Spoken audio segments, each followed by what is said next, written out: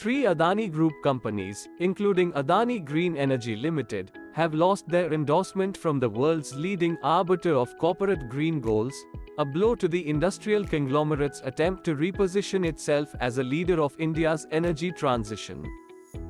Adani Green, Adani Transmission Ltd and Adani Ports and Special Economic Zone Ltd were removed in late April from the list of companies taking action, published by the Science Based Targets Initiative.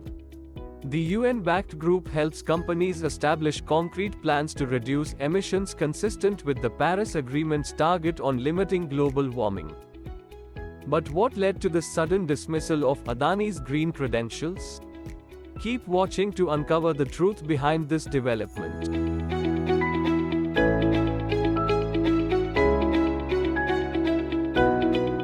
The SBTi carried out an internal assessment based on publicly available and submitted information and concluded that the involved companies are not in conformity with the initiative's standards and policy requirements, an SBTi spokesperson said by email. Sustainability-minded investors commonly look for SBT's stamp of approval, and stocks bearing the Adani name appeared in more than 500 ESG funds in early February. That same month, a filing revealed the Adani Group was using stock from green companies as collateral to help finance its controversial Carmichael coal mine. Watchdog groups say ESG investors may have inadvertently channeled funds into fossil fuels through their Adani Green investments, and losing SBT's validation is another setback. The group lost billions of dollars in market value earlier this year following a short seller's accusations of corporate fraud built on a constellation of shell companies and related party transactions.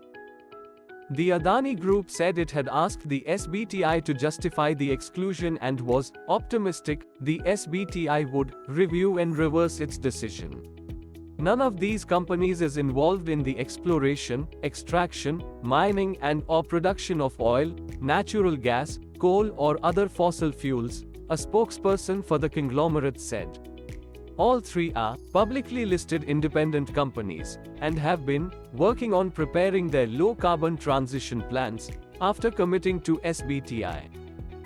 The group is trying to raise about $800 million for new green energy projects, part of billionaire Gautam Adani's push to transform his conglomerate into the world's largest producer of renewable energy. Adani Green Energy reported surging fourth-quarter profits last week, one sign the group is recovering from the damage done by the short sellers' attack.